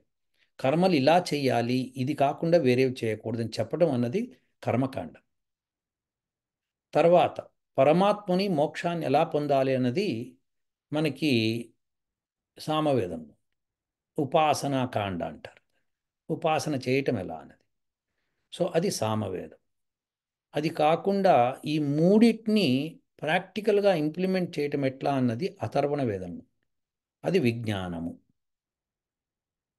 సో ఇలా జ్ఞాన కర్మ ఉపాసన విజ్ఞాన కాండాలన్నిటిలో ఈ నాలుగిట్లోనూ ఉంటాయి. తర్వాత వాటి నుంచి ఉపవేదాలు పుట్టినాయి. ధనుర్వేదము ఇలాంటి వేదాలన్నీ కూడా మనకి ఆయుర్వేదము ఇవన్నీ కూడా ఉపవేదాలు, వేదం నుంచి వచ్చినాయి. ఒక్కొక్కళ్ళు ఒక్కొక్క ఋషి దాన్ని ప్రత్యేకించి దాన్ని డెవలప్మెంట్ చేశాడు. అలానే బ్రాహ్మణాలు, గోపద బ్రాహ్మణం, తర్వాత శతపథ బ్రాహ్మణం, సామ బ్రాహ్మణము, ఇలాంటి బ్రాహ్మణాలన్నీ కూడా ఈ వేదాలకు సంబంధించినవి అనమాట. ఇలా గోపద బ్రాహ్మణం అనేది ఒక వేదానికైతే, శతపథ బ్రాహ్మణం అనేది ఇంకో వేదానికి సంబంధించింది. ఇలా ఒక్కొక్క వేదానికి బ్రాహ్మణాలు ఉన్నాయి. అలా కాకుండా అవి కాకుండా ఉపనిషత్తులు ఉన్నాయి. ఉపనిషత్తులు కాకుండా దర్శనాలు ఉన్నాయి. సో ఇవన్నీ కూడా మనకి వేదాల నుంచి తీసి ఋషులు వాళ్ళు కనుక్కున్న దాన్ని రాశారు అక్కడ. సో అది మనకి లిటరేచర్గా దొరుకుతుంది. సో వేదం నేర్చుకుందుకి 6 అంగాలు ఉన్నాయి, వేదాంగాలు అంటారు. వాటి ఏంటంటే శిక్ష అంటే దానిలో వర్ణక్రమము ఎలా ఉంటుంది, వర్ణాలను ఎలా పలకాలి, అలానే స్వరాలను ఎలా పలకాలి అన్నీ కూడా దానిలో ఉంటుంది. శిక్షాశాస్త్రం అంట. అది పాణిని మహర్షి రచించింది ఉంది. అలానే అష్టాధ్యాయి అన్నది గ్రామర్. మొత్తం వేదాన్ని అర్థం చేసుకుందుకు అష్టాధ్యాయి అవసరం. సో వేదైతే అర్థం కాదు. సో అష్టాధ్యాయి మొత్తం గ్రామర్ అందులో ఉంటుంది. సో ఇది కాకుండా మనకి ఇంకా మహాభాష్యం అని చెప్పి ఉన్నాయి. సో అది పాణిని మహర్షి అష్టాధ్యాయితో నేర్చుకునేది. అది కాకుండా ఛందశాస్త్రం ఉంది, పింగళాచార్యుడు రాసిన ఛందోశాస్త్రం. ఛందస్సు మంత్రం యొక్క ఛందో భాగం ఎలా ఉంటుందని చెప్పడం. అలానే మనకి కల్పము అంటే యజ్ఞయాగాదులు చేసేది ఇవన్నీ ఉంటాయి. జ్యోతిష శాస్త్రము ఇలా ఈ అంగాలు ఉన్నాయన్నమాట. ఈ అన్నిటినీ చదివితే కానీ మనకి వేదం యొక్క స్వరూపం బోధపడదు. ముఖ్యంగా శిక్ష అష్టాధ్యాయి చదివితే చాలా మటుకు బోధపడుతుంది, మిగతావి సులువు అయిపోతాయి. సో ఇవి వేదాంగాలు అంటారు. సో ఋషులు ఈ వేదాంగాల్ని ఎప్పటికప్పుడు రచించటము, ఎప్పుడైనా పాడైపోతున్నా అనుకున్నప్పుడు మళ్ళీ దాన్ని రీరైట్ చేయటము చేస్తుంటారు. సో రీరైట్ చేసినప్పుడు అది మళ్ళీ ఆయన పేరు మీద ప్రచురితం అవుతుంది. ఇప్పుడు ఫర్ ఎగ్జాంపుల్ పాణిని మహర్షి శిక్షాశాస్త్రం కానీ అష్టాధ్యాయి కానీ రాసేటప్పుడు ఇదివరకు ఋషులు ఏం రాశారో అనే దాన్ని కూడా రాస్తాడు ఆయన. ఏం చెప్పారు. ఫర్ ఎగ్జాంపుల్ హ అని ఉందనుకోండి అక్షరము, మనం హ అన్నది గొంతు నుంచి పలకాలి అని పాణిని మహర్షి చెప్పాడు. కానీ పూర్వ ఋషులు హాని ఛాతిలోంచి పలకాలి అని చెప్పారు. హ అన్నది ఛాతిలోంచి రావాలి అని చెప్పారు. సో దేర్ ఫోర్ ఇప్పుడు ఈ రెండిటికి తేడా ఉంది. ఎందుకు తేడా వస్తుందంటే దీనిలోనే కిటుకుంది ఇక్కడంతా. ఇది అర్థం చేసుకోవడానికి, ప్రొనౌన్స్ చేయడానికి బాగా పనికొస్తుంది. బ్రహ్మ అని ఉంది, అది బ్రహ్మ అంటుంటారు చాలామంది. ఎందుకంటే ఈ హాని ఇక్కడి నుంచి పలుకుతారు కాబట్టి బ్రహ్మలా పలుకుతారు.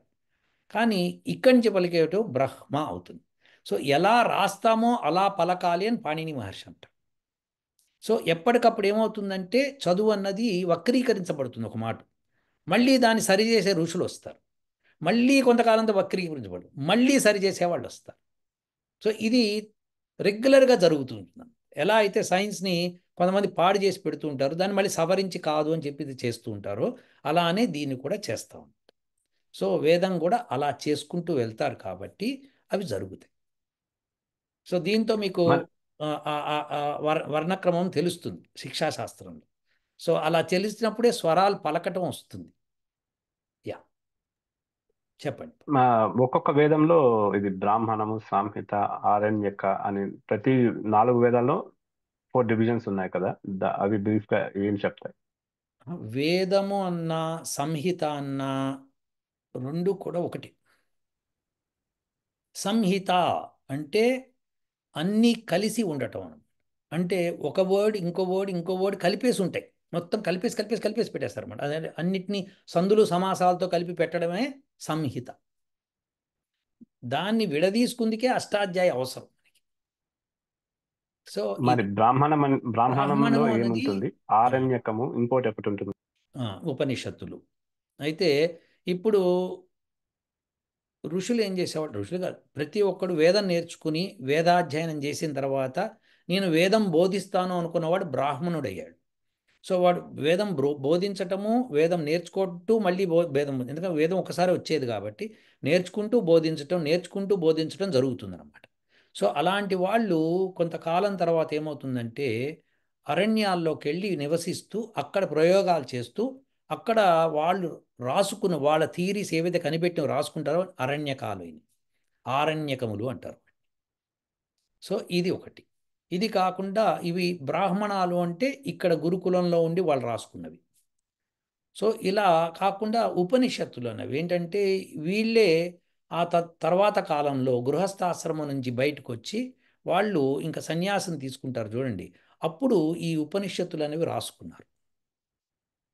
సో ఎప్పుడైతే వానప్రస్థాశ్రమంలో ఉన్నారో కొంతమంది వాటిని రాశారు అరణ్యాల్లో, సో వాటిని కూడా ఆరణ్యకాలు అన్నారు.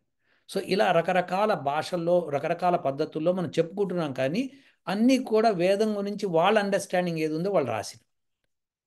అప్పుడు వాళ్ళ శిష్య పరంపర ఏం చేస్తుందంటే అబే మా గురువు గారు ఇక్కడ తప్పు చేశారు, దీన్ని కరెక్ట్ చేస్తున్నాను రాస్తాడు. అప్పుడు ఇంకోటి వచ్చి లేలే ఆయన కరెక్టే చెప్పిండు నువ్వే తప్పుగా అనుకుని మళ్ళీ దాన్ని సరి చేస్తాడు. లేకపోతే నువ్వు చెప్పింది కరెక్టే అని అక్కడి నుంచి కరెక్షన్ వెళ్ళిపోతూ ఉంటుంది అనమాట. సో ఏదైతే ప్రయోగాలు ఋషులు చేశారో వాటిని వాటిని స్క్రిప్ట్స్ కింద చెప్పారో వాటన్నిటిని మనం బ్రాహ్మణాలు, అరణ్యకాలు, ఉపనిషత్తులు, దర్శనాలు అని చెప్పాల్సి వస్తుంది. అది చాలా బాగా చెప్పారు. మా నెక్స్ట్ క్వశ్చన్ ఏమంటే వేదంలో సైన్స్ ఇన్ వేదాస్, అది వెరీ కామన్ క్వశ్చన్ ప్రతి ఒక్కరు అడిగేది. సైన్స్ అనేది వేదాల్లో ఉందా? అంటే ఉంటే ఏముంది? అంటే మ్యాథమెటిక్స్, లేకపోతే మనకు ఫిజిక్స్ సంబంధించి కానీ, ఆస్ట్రానమీ కానీ, ఇలాంటివి ఏమైనా శ్లోక రూపంలో చెప్పారా? ఫస్ట్ వేదం అంటే ఏంటో చెప్తాను. వేదము భూత భవిష్యత్ వర్తమాన కాలాల సకల సర్వ విద్యల పుస్తకం. అంటే సర్వ విద్యల పుస్తకం అంటే సరిపోతుంది. అంటే ఏంటంటే భూత భవిష్యత్ వర్తమాన కాలాలు అంటే ఒకప్పుడు జరిగిన సైన్స్, ఇప్పుడు జరుగుతున్న సైన్స్, రేపు ఫ్యూచర్లో రాబోయే సైన్స్ అన్నిటి గురించి అందులో ఉంటుంది. సత్య విద్యల పుస్తకం. ఏది యూనివర్స్లో సత్యంగా ఉంటుందో వాటి విద్య అక్కడ ఉంటుంది. అయితే ఈ విద్య ఏ రూపంలో ఉంటుంది? బీజ రూపంలో ఉంటుంది. బీజము అంటే విత్తనం. మీకు ఒక విత్తనం ఇచ్చాను, ఇచ్చి దీని నుంచి నువ్వు ఏం ప్రయోజనం పొందుతావు అంటే మీరు ఆ విత్తనాన్ని నేను భూమిలో నాటుతాను, దానికి ఎండ నీళ్లు తగిలేటట్టు చూస్తాను, అప్పుడు అది మొలకెత్తుతుంది. ఆ మొలకెత్తిన దాన్ని జాగ్రత్తగా పశువులు మేయకుండా చుట్టూ కంచె కట్టి దాన్ని పెంచి పెద్ద చేస్తాను. అప్పుడు పెద్ద చేసినప్పుడు పువ్వులు అవన్నీ వస్తున్నప్పుడు ఇన్సెక్ట్స్ అవి వచ్చి దాన్ని తినేయకుండా దానికి జాగ్రత్తగా కాపలా కాసి దానికి కావలసిన మెడిసిన్స్ వేస్తాను. ఆ తర్వాత అది ఫలాలు ఇచ్చినప్పుడు దొంగలు దోచుకోకుండా దాన్ని జాగ్రత్త చేసి అప్పుడు ఆ ఫలాల్ని నేను ఆరగిస్తాను, ఇంకొకరికి ఇస్తాను. ఇలా బీజ రూపంలో ఉన్న వేద మంత్రాన్ని తీసుకొని మనము మన మెదడులో నాటాలి. మెదడులో అంటే నాటి క్రిప్టిక్ ఫార్మాట్ లో ఉంటది. ఇట్స్ లైక్ ఎ ఉంటుంది. కోడ్. ఎగ్జాక్ట్లీ. దా దాన్ని యాజ్ మెదడులో నాటి ఆలోచించాలి. సో అలా ఆలోచించడం చెప్పడానికి ఏమైనా కారణం ఉందా? ఉందండి, చెప్తాను. సో ఆ మననం చేయటం మూలంగా, మననం చేస్తే కానీ మంత్రం అర్థం కాదు. మంత్రము అంటే మననము అంటే ఏంటంటే మంత్రాంగము అని మనకు తెలుసు కదా, అంటే ఆలోచన. సో మనం అది బ్రెయిన్లో పెట్టి ఆలోచించి ఆలోచించి దాన్ని పెంచి పోషించి వృక్షం చేసి దాని నుంచి ఫలాలు తీసుకో. సో అప్పుడు కానీ మీకు అది ఆ బోధపడదు. దాని అలా ఉండడానికి కారణం ఏంటంటే యూనివర్స్లో ఉన్న మొత్తం సైన్స్, ఎకానమిక్స్, సోషల్ అన్నిటి గురించి అందులో ఉంది కాబట్టి ఆ క్రిప్టిక్ ఫామ్లో పెడితే షార్ట్ ఫామ్లో వస్తుందన్నమాట, లేకపోతే రాదు. సో అలా షార్ట్ ఫామ్లో వచ్చిన దాన్ని ఋషులు తపస్సుతో దర్శనం చేసుకున్నారు.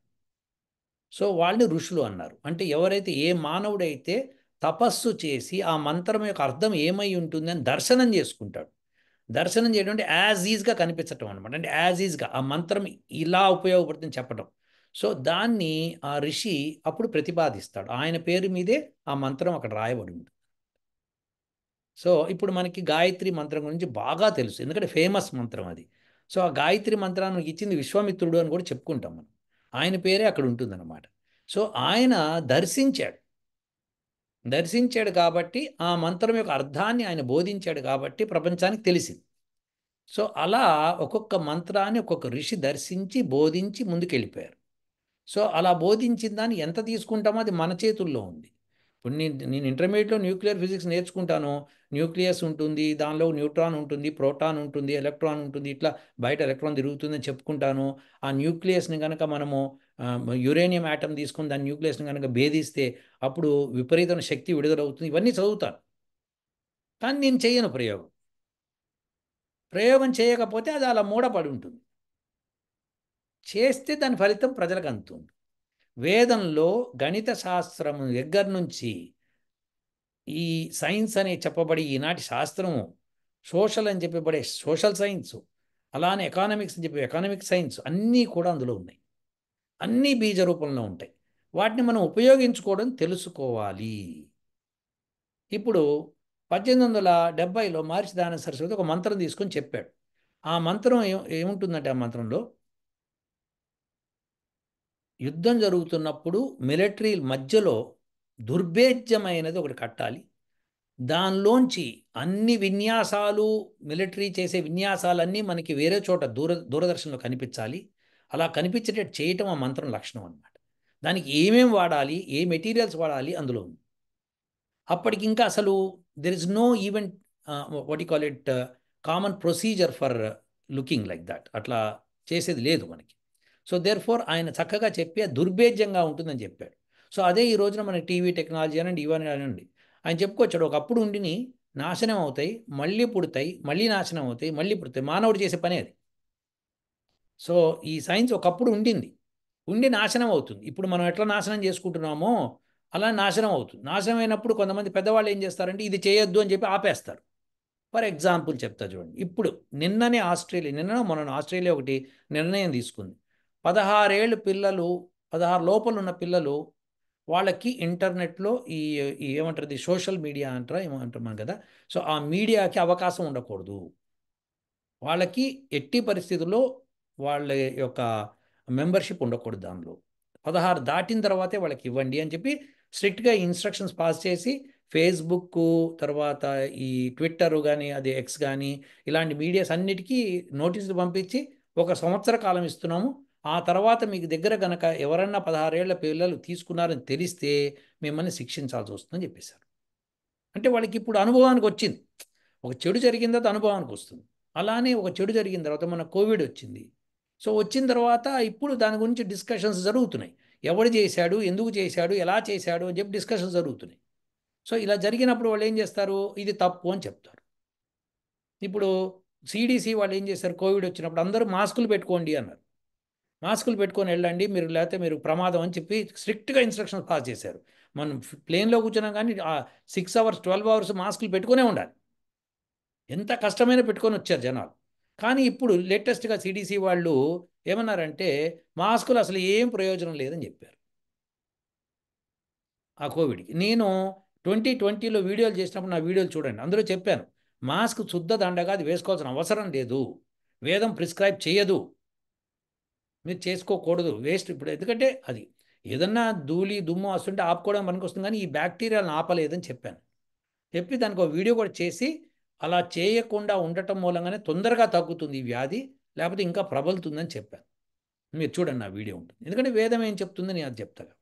కాబట్టి సిడిసి వేదంలో ఎట్లా అఫీషియల్ ఉంటుంది స్టేట్మెంట్ సత్యం. ఇచ్చిందా లేకపోతే ఏమండి, ఏమన్నా సిడిసి అఫీషియల్ స్టేట్మెంట్ చెప్పారా మాస్క్ అవసరం లేదని? ఎవరు? CDC official CDC, statement CDC statement మీరు వెతకండి. ఇప్పుడు నేను ప్రత్యక్షంగా నేను చెప్తున్నా కదా, ఇది మీరు పబ్లిష్ కూడా చేస్తారు కాబట్టి మీరు మీరు వెతకండి. సిడిసి వాళ్ళు చెప్పారు mask was of no use. Okay. So ఇప్పుడు విశేషం ఏంటంటే డెఫినెట్గా మాస్క్ ఎప్పుడు ఉపయోగపడుతుంది, నీ తుంపర్లు బయట వాళ్ళ మీద పడకుండా ఉండటం కోసం ఉపయోగపడుతుంది, కానీ బయట నుంచి వచ్చే బ్యాక్టీరియాని ఆపలేదు. ఇప్పుడు జైన్లు మాస్క్ కట్టుకుంటారు. సో మాస్క్ వాళ్ళు ఎప్పటి నుంచో కట్టుకుంటున్నారు, ఇప్పటి నుంచి కాదు. సో దానికి మహర్షి దయానంద సరస్వతి క్లియర్గా ఇచ్చాడు, అలా కట్టుకోకూడదు, అలా కట్టుకోవడం మూలంగా మీ వేడిగాలి మీకే లోపలికి వెళ్ళి ప్రమాదం సృష్టిస్తుంది, అది తప్పు. మరి బ్యాక్టీరియా మేము ఆపేస్తున్నాం, బ్యాక్టీరియా బయటకు పోతే అది సామాన్యంగా ఉండే బ్యాక్టీరియా, దాని విరుగుడు యజ్ఞంతోనే మనకు విరుగుడు యజ్ఞవాయువు ఎప్పుడైతే ప్రబలుతుందో ఆటోమేటిక్గా అలాంటి బ్యాక్టీరియాలన్నీ పోతాయి, మీకు ఏం ప్రాబ్లం ఉండదని చెప్పాడు ఆయన. ఎప్పుడు అప్పుడే. సో ఇప్పుడు నేనేమంటున్నా అంటే ఇవన్నీ కూడా మన శతపథ బ్రాహ్మణంలో ఉన్నాయి ఈ విషయం. శతపథ బ్రాహ్మణంలో యజ్ఞం ద్వారా బ్యాక్టీరియా కాలుష్యం పోతుందని చెప్పింది. అది బ్యాక్టీరియా కాదనుకుంటాను, క్రిములు, చిన్న చిన్న క్రిమి క్రిములు అని అంటే కీటకములు. బ్యాక్టీరియాని. బ్యాక్టీరియా కంటికి కనపడదు, క్రిమి క్రిమి కీటకాలు ప్రదీప్ మనకు గారు, కనపడతాయి. ప్రదీప్ గారు, ఇప్పుడు వేదంలో ఉన్న బ్యాక్టీరియా గురించి నేను చెప్తున్నా, అది చక్కగా వాళ్ళు ఇప్పుడు ఇన్సెక్ట్ అంటే ఏంటి చెప్పండి మీరు? ఆ, పురుగా పురుగు పురుగు అంటే ఏది? పురుగు అంటే మీరు చిన్న చీమని పురుగు అనొచ్చా? అనొచ్చేమో. అనొచ్చు కదా. ఇంత పెద్ద చిన్న బీ బొద్దింక. ఆ, అది కూడా పురుగే కదా. సో అలా ఒక బేసిక్ ఉంటుందన్నమాట, ఏంటంటే రక్తంలో క్రీడించున్నది బ్యాక్టీరియా అని చెప్పి రాశారు. మీరు ఆ శ్లోకం ఒకవేళ నెక్స్ట్ సెషన్ లో చూపించగలుగుతారా? చూపించి దాని తప్ప- ఎక్స్ప్లెనేషన్. Okay, awesome. తప్పకుండా. ఓకే, క్రిమి అన్న దానికి డెఫినేషనే అది. ఓకే, సో అక్కడి నుంచి క్రిములు, కీటకాలు, క్రిములు, కీటకాలు, కీటకములు అంటే ఇన్సెక్ట్స్, క్రిములు అంటే ఇవి. సో మీరు ఎవరెవడో తెలియని వాడు సంస్కృతం నుంచి ట్రాన్స్లేట్ చేసినప్పుడు ఏవేవో తప్పులు రాసేస్తారు. కానీ ధాతు పాఠంకి వెళ్ళి ధాతువు నుంచి తీసుకొని దాన్ని డెవలప్ చేసి దాన్ని వర్డ్ని పెట్టడం అన్నది సంస్కృతం సంస్కరించబడింది అని చెప్పడం అనమాట. సో దేర్ ఫోర్ మీరు క్రిములు అంటే ఏమిటి అన్నది ఇంపార్టెంట్. సో దీనికి నేను మీకు నెక్స్ట్ సెషన్లో పంపిస్తాను, మీకు చూపిస్తాను. ఓకేనా? యా. మీరు దయానంద సరస్వతి గారు చెప్పిన ఒక ఎగ్జాంపుల్ చెప్పారు. ఆ, వాళ్ళ శ్లోకంలో ఆయన తెలుసుకున్నారు అని. మీ వేదిక యూనివర్సిటీ నుంచి ఏమైనా మీరు ఒక ఎగ్జాంపుల్ చెప్పగలుగుతారా? అంటే సైన్స్ వేదాల్లో మీరు డీకోడ్ చేసిన కానీ డీక్రిప్ట్ చేసిన ఎటువైనా ఒక శ్లోకం దట్ టాక్స్ అబౌట్ సైన్స్. ఇంకా ప్రయోగాలు జరుగుతున్నాయి కదా మావి. ఓకే, అంటే మీరు ఒక శ్లోకం ఏదైనా ఎగ్జాంపుల్ ఉందా? ఒకటి. ఇప్పుడు మంత్రాల్లో ఎలా ఉంటుందంటే, మంత్రము అన్నది ఒకటి ఉంటుంది, కానీ దానికి ఆ చాప్టర్లో ఉండే మంత్రాలన్నీ అటాచ్ అవుతాయి. సో మనం ఏం చేస్తామంటే, ఇప్పుడు ఫర్ ఎగ్జాంపుల్ మీరు నేను చూపిస్తాను మీకు. అది ఇప్పుడు వేదాస్.వికీ అని నా వెబ్సైట్ ఉంది, దానికి వెళ్ళండి. దానిలో మీకు ఒక మంత్రానికి 30 మిలియన్ మీనింగ్స్ చూపించాను నేను. ఇప్పుడు దానికి అదే అండి proof ప్రాబ్లం, అదే యాక్చువల్ గా. అంటే అది ఒక స్కోప్ ఇస్తుంది, అంటే ఎవరైనా ఎట్లయినా ఇంటర్ప్రిట్ చేసుకోవచ్చు. ఇంటర్ప్రెట్ చేయలేరు. 30 మిలియన్ మీనింగ్స్కి అన్నిటికీ ఒకటే దోవ. అంటే ఇప్పుడు ఏమవుతుందంటే, ఇప్పుడు ఫర్ ఎగ్జాంపుల్ అంటే ఒక ఎగ్జాంపుల్ లాగా చెప్పండి, అర్థమవుతుంది.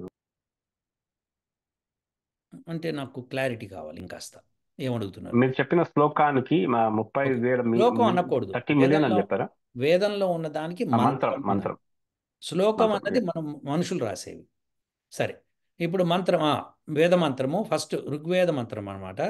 ఓం అగ్నిమీడే పురోహితం యజ్ఞస్య దేవమృత్విజం హోతారం రత్నధాతామం. ఈ మంత్రానికి 30 మిలియన్ మీనింగ్స్ రాసాం. ఎలా రాస్తామో చూద్దాం.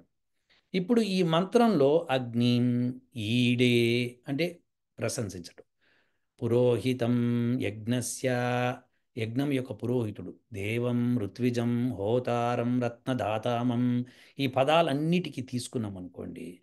ఇప్పుడు హోతృ శబ్దానికి ఏమిటి మీనింగ్ అని తీసుకున్నప్పుడు, హోతలు మనకి యజ్ఞంలో ఎంతమంది హోతలు ఉంటారని డివైడ్ అవుతుంది. సో ఒక్కొక్క హోతని తీసుకోవాల్సి వస్తుంది. ఒక హోతను తీసుకున్నప్పుడు ఇంకొక ఋతువిజుడిని తీసుకున్నప్పుడు ఈ రెండింటిని కలిపినప్పుడు ఒక మీనింగ్ వస్తుంది. అలానే యజ్ఞస్య దేవం, దేవ శబ్దానికి ఏ మీనింగ్స్ ఉన్నాయో తీసుకుంటాం. తీసుకున్నప్పుడు ఒక్కొక్క దానికి ఇంకొక దాంతో కలిపినప్పుడు వచ్చే మీనింగ్స్ వేరుంటాయి. ఇప్పుడు అలా దాని బేసిస్ మీదనే బ్రాహ్మణాలు, అరణ్యకాలు డెవలప్ అయ్యి. సో దానికి వేరే మీనింగ్ చెప్పరు, వేదంలో ఉన్నది. ఇప్పుడు ఫర్ ఎగ్జాంపుల్ సరేనయ్యా, నువ్వు హోతా శబ్దానికి నువ్వు హోతృ శబ్దం తీసుకొని చెప్పావు, దీనికి మళ్ళీ ప్రమాణం ఏదంటే మళ్ళీ వేద మంత్రం చూపిస్తా ఫర్ ఎగ్జాంపుల్. ఓకే, సో ఇంకో వేద మంత్రం చూపిస్తా, అందులో హోతృ శబ్దానికి ఏమిటి అర్థం, అలా తీసుకున్నప్పుడు దానిలో ఉన్న వేద పదాలకన్నిటికీ మళ్ళీ వేరే వేరే వేద మంత్రం చూపిస్తా. ఇలా వేదమంతా తిరిగి వేదమే స్వతః ప్రమాణం అవుతుంది అనమాట. వేదం వేదానికి ప్రమాణం అవుతుంది.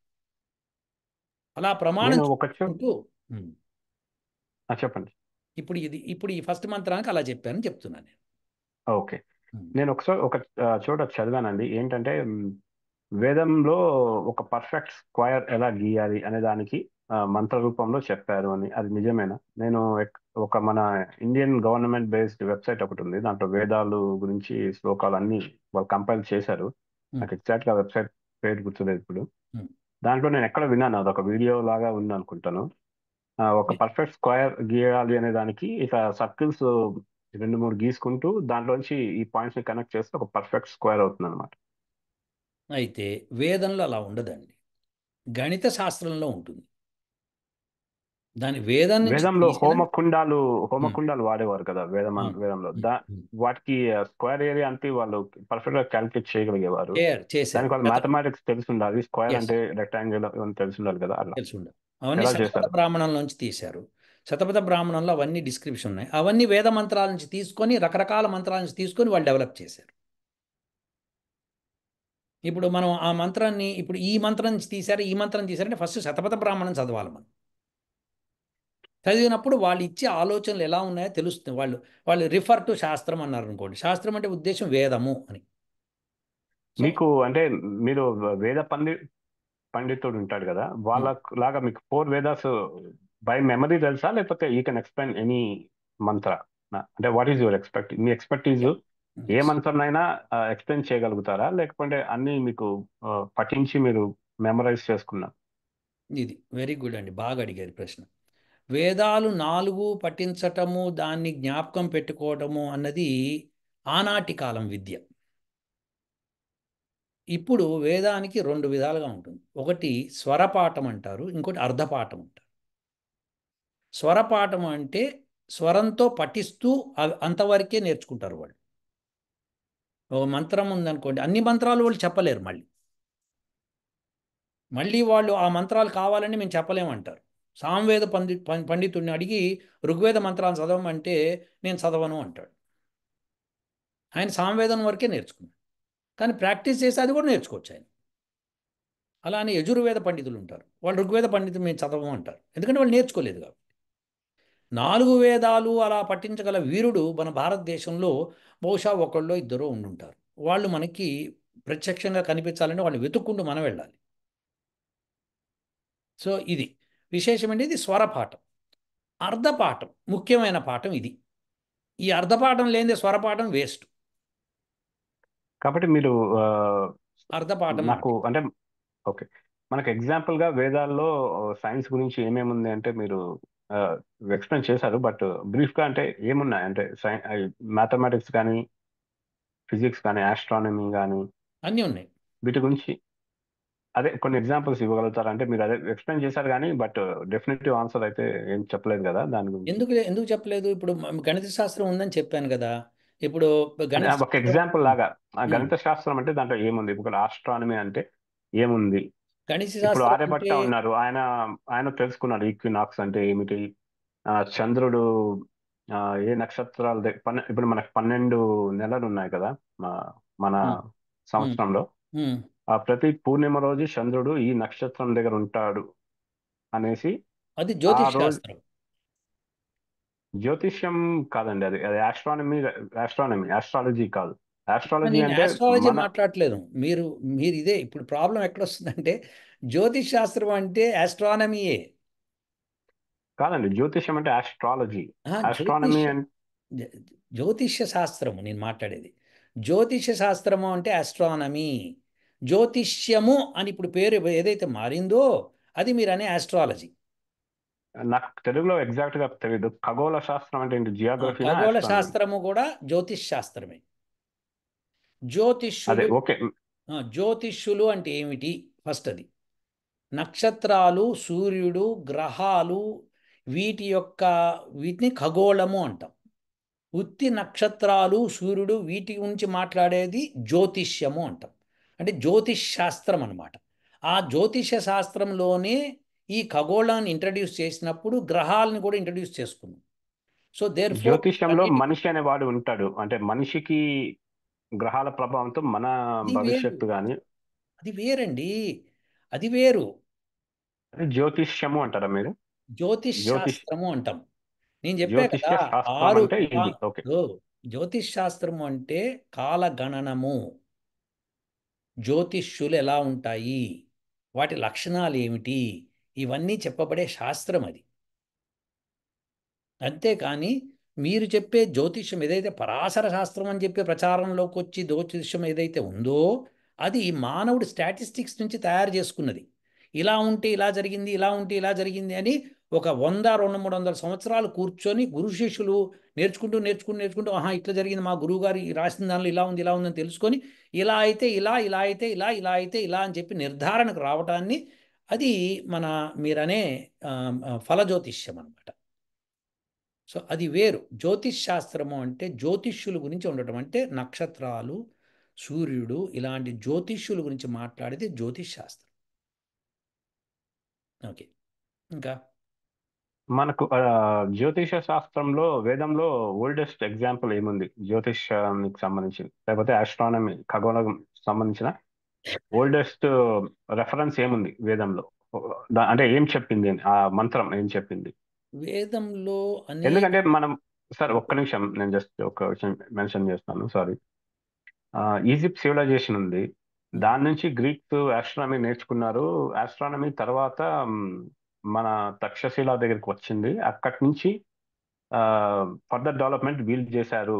ఆర్యభట్ట కానీ, ఆ, వరాహమిహిరుడు, ఇంకా ఇంకా బ్రహ్మగుప్త ఎవరో ఉన్నారు, వాళ్ళు వాళ్ళంతా డెవలప్ అయింది నలంద యూనివర్సిటీలో, వీళ్ళంతా చేశారు. బట్ ఒరిజినల్ వర్క్ ఈజిప్టియన్ కి క్రెడిట్ ఇస్తారు. అక్కడి నుంచి రోమ్, అక్కడ వాళ్ళు దండయాత్రలు చేశారు, వాళ్ళు గెలిచారు ఈజిప్ట్ లో. తర్వాత వాళ్ళు రోమ్ లో ఉండేవాళ్ళు టాలమీ, ఏదో దాని పేరు మర్చిపోయాను ఎగ్జాక్ట్ గా బుక్ పేరు. ఆయన రాశాడు యాక్చువల్ గా, ఆ, ఈ నక్షత్రాల ప్రభావం వల్ల ఇక్కడ పుట్టితే చాలా గొప్పవాడు అవుతాడు అని, జూలియస్ సీజర్ గురించి ఆయన ఫస్ట్ మెన్షన్ చేశాడని రికార్డెడ్ హిస్టరీలో ఉండేది. ఇతను చాలా గొప్ప రాజు అవుతాడు అనేది రాశాడు జూలియస్ సీజర్ గురించి. తర్వాత ఆ, మన ఆస్ట్రానమర్స్ ఎవరైతే ఉన్నారో ఇప్పుడు, ఆర్యభట్ట, వీళ్ళు కూడా గ్రీక్స్ కి వాళ్ళు రాసిన దాంట్లో క్రెడిట్ ఇచ్చారంట.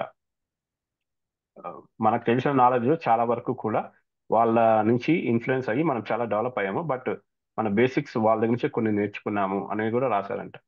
అది ఎంతవరకు నిజము? ఇది తప్పండి. ఎందుకంటే మనకి విద్య ఆంగ్లేయులు వచ్చిన తర్వాత 1836లో వాళ్ళు విద్యా విధానం మొత్తం భారతదేశం మార్చారు. ఈ విద్య నేర్చుకుంటేనే మీకు ఉద్యోగం ఉంటుంది, లేదా మీకు ఉద్యోగం ఉండదు, మీకు ఎట్టి పరిస్థితుల్లో ధనం ఉండదు అన్నప్పుడు ఆ విద్య నేర్చుకోబడింది. ఆ విద్యలో వాళ్ళు చెప్తున్నారు. అప్పుడు ఆ పిల్లలకి తల్లిదండ్రులకి విపరీతమైన విభేదాలు వచ్చాయి. తల్లిదండ్రులు ఇది తప్పురా అని చెప్తుంటే మాకు స్కూల్లో ఇది నేర్పించారు. అలా ఫ్రిక్షన్ జరిగి జరిగి జరిగి 1857లో సైనికులు తిరుగుబాటు వచ్చింది. ఇదేంటి మా పిల్లలందరినీ చెడగొట్టేస్తున్నారు, మా ఆవుల్ని మా వాటిని చంపుతున్నారు, మా పందుల్ని వీటిని చంపి మాకు పెడుతున్నారు ముస్లిమ్స్, వీళ్ళు వాళ్ళు గొడవపడి 1857లో మనకి సిపాయి తిరుగుబాటు వచ్చింది. అపోజ్ చేస్తూ దాన్ని సక్సెస్ఫుల్గా వాళ్ళు అణచగలిగారు. దాంతో ఏమందంటే మళ్ళీ అదే విద్యను కంటిన్యూ అయింది. అప్పుడు దాన్ని అపోజ్ చేసుకుంటూ వీళ్ళు మిగతా వాళ్ళు కూడా చాలా అపోజ్ చేసుకుంటూ వచ్చారు. కానీ వాళ్ళది చెల్లబాటు కాలేదు. అలా మీకు 3, 4 జనరేషన్స్ జరిగిపోయేటప్పటికీ దాన్నే వీళ్ళు బోధిస్తూ వస్తున్నారు. మీరు చెప్తా చూడండి, ఇప్పుడు జాగ్రత్తగా వినండి.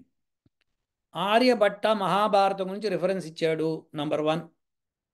మహాభారతంలో వ్యాసుడు రామాయణంలో రిఫరెన్స్ ఇచ్చాడు, నంబర్ 2. రామాయణంలో వాల్మీకి రాముడు ఎప్పుడు పుట్టాడు అనడానికి ఎన్ని గ్రహాలు ఉచ్చలో ఉన్నాయో రాశాడు. ఆయన ఏది లగ్నమో రాశాడు.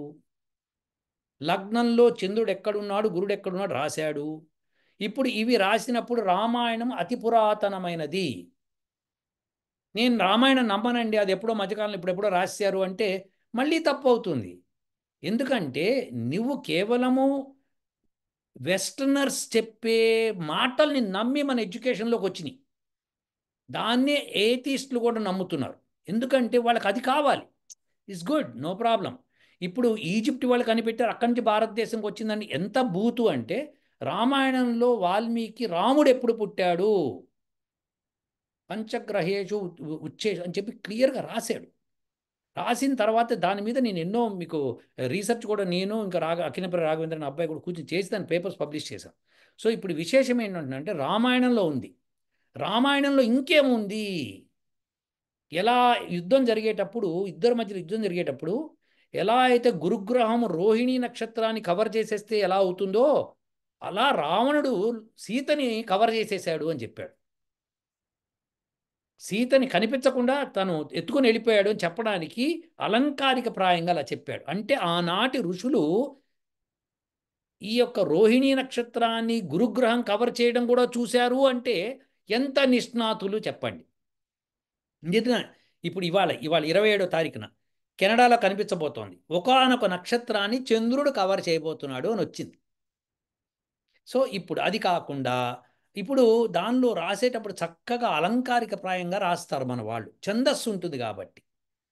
సో మీరు చెప్పండి, ఒక విషయాన్ని ఛందోబద్ధంగానే రాయాలి అంటే అక్షరాలు, వర్డ్స్, ఎక్కడ దీర్ఘం ఉండాలి, ఎక్కడ ఏది ఉండాలని రాయటం అంటే, ఒక విషయాన్ని నేను మీతో మాట్లాడే ప్రతి విషయాన్ని ఛందస్సు రూపంలో చెప్పాలంటే ఎంత కఠినమో చెప్పండి మీరు. అంత కఠినమైంది ఆ రోజున ఉంది అంటే, ఆ రోజు ఎంత డెవలప్ అయి ఉండకపోతే ఛందోబద్ధం అయి ఉంటుంది. ఇంకా ఏ లిటరేచర్లో ఛందస్సు లేదు. సో ఈ ఛందోబద్ధం అవ్వడం అంటే ఆ రోజు కల్చరల్గా మన వాళ్ళు చాలా డెవలప్ అయ్యారు అని చెప్పడానికి నిదర్శనం అది. ఈరోజు ఏ లిటరేచర్, షేక్స్పియర్ లిటరేచర్ తీసుకోండి, ఎవరిదైనా తీసుకోండి, ఛందోబద్ధం కాదు. సో ఛందోబద్ధం అవ్వటం అన్నది వేదం నుంచి చూసి నేర్చుకున్నారు వీళ్ళు. వేదంలో, అథర్వణ వేదంలో మీకు నక్షత్రాలు, గ్రహాల స్థితి గురించి రాసింది.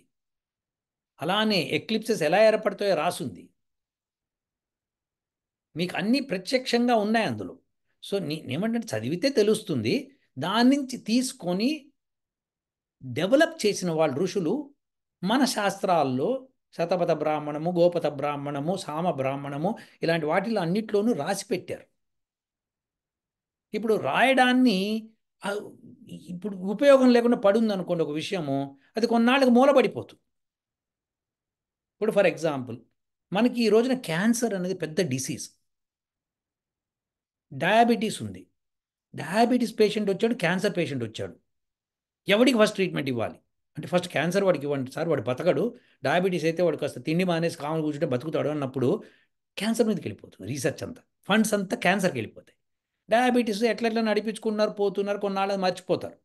సో ఇప్పుడు ఏమవుతుందంటే, ఇలా మనకి ఒక్కొక్క రోజున ఒక్కొక్క రాజు ఒక్కొక్క దాన్ని పోషించుకుంటూ పోయాడు. అలా పోషించినప్పుడు ఆ విద్య అభివృద్ధి చెందింది. మిగతా రాష్ట్రాలు, మిగతా రాజ్యాల వాళ్ళు మన దేశం మీదకి దండయాత్రకు వచ్చి మన్ని ముంచినప్పుడు వాళ్ళ విద్యని ఇక్కడ ప్రతిపాదించడానికి ప్రయత్నం చేశారు, సక్సెస్ఫుల్ అయ్యారు. అదే చదువుతున్నాం కాబట్టి మనకి అదే తెలుస్తుంది. కానీ వేదం చదివినప్పుడు అరే, ఇంత జ్ఞానం ఇందులో ఉంది, దీన్ని మనం ఎందుకు పట్టించుకోవట్లేదు అని తెలుస్తుంది. అది మీరు చాలా విషయాలు వేదాల గురించి ఎక్స్ప్లెయిన్ చేశారు. ప్లస్ కొన్ని కాంట్రవర్సీ టాపిక్స్ అయితే ఉన్నాయి, అది సపరేట్గా ఎప్పుడైనా కవర్ చేద్దాము. అది వన్ సైడెడ్గా చెప్తే బాగోదు. మొత్తం అదర్ సైడ్ అగ్రిమెంట్ కూడా తీసుకొని మాట్లాడితే ఇంకా బెటర్ క్లారిటీ అందరికీ వస్తుంది. ఈ సెషన్ ఇక్కడతో ఆపుదామండి. ఆపుదాము. ఈ సెషన్ ఇక్కడతో ఆపి నెక్స్ట్ చెప్పండి. ప్రదీప్ గారు బాగా ఒకటి గుర్తుపెట్టుకోండి, వేరే వాడు చెప్పేటప్పుడు నేను మిమ్మల్ని అడుగుతాను, నేను సైన్స్లో ఒక విషయం అడుగుతాను. ఆ విషయం ఏంటంటే, చంద్రుడి మీద మానవుడు అడుగు పెట్టాడా లేదా అని మిమ్మల్ని అడుగుతాను. మీరేం చెప్తారు?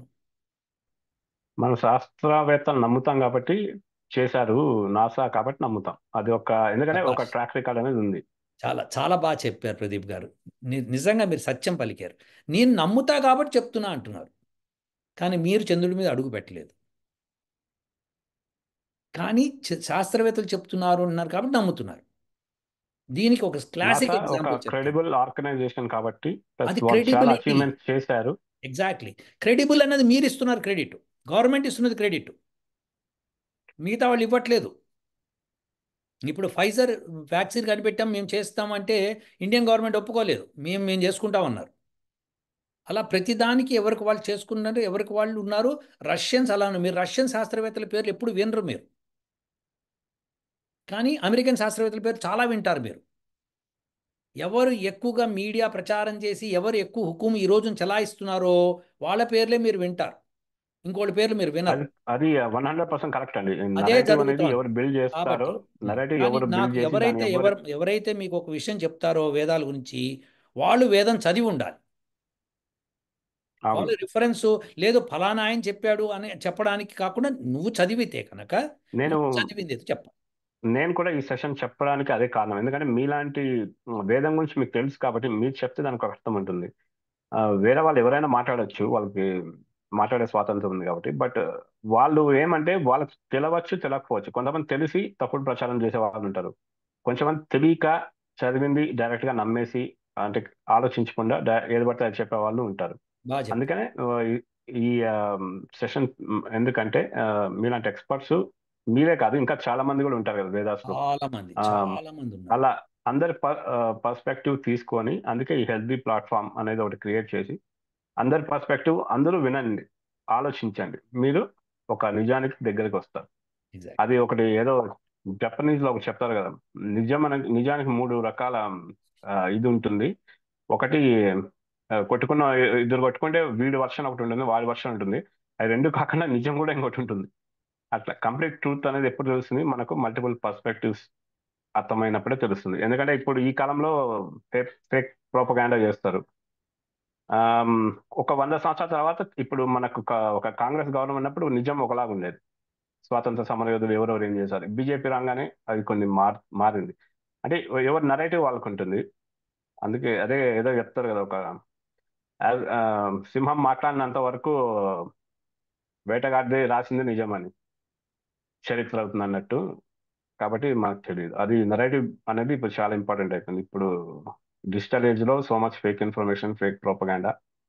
ఏదైనా వాట్సాప్లో చెప్తే తప్పితే ఫేస్బుక్లో చెప్తే కానీ నమ్మే పరిస్థితులు లేరు. 100 మందిలో 99 మంది ఏది అరిస్తే అది నిజం అయిపోతుంది యాక్చువల్గా. ఎస్. సో కొన్ని లిమిటేషన్స్ ఉన్నాయి, బట్ మనకు మంచి చెడు ప్రతి దాంట్లో ఉంటుంది, ఏ ఏజ్లో అయినా ఉంటుంది. Yes. Yes, thank you so much, మీరు మీ నాలెడ్జ్ని మాతో షేర్ చేసుకున్నందుకు. అండ్ ఒక నెక్స్ట్ సెషన్లో రిమైనింగ్ క్వశ్చన్స్ మనం ఒకసారి కవర్ చేద్దాము. తప్పకుండా. Um, అది మీకు నేను కమ్యూనికేట్ చేస్తాను. థ్యాంక్ తప్పకుండా. You so much. Oh thank you so much.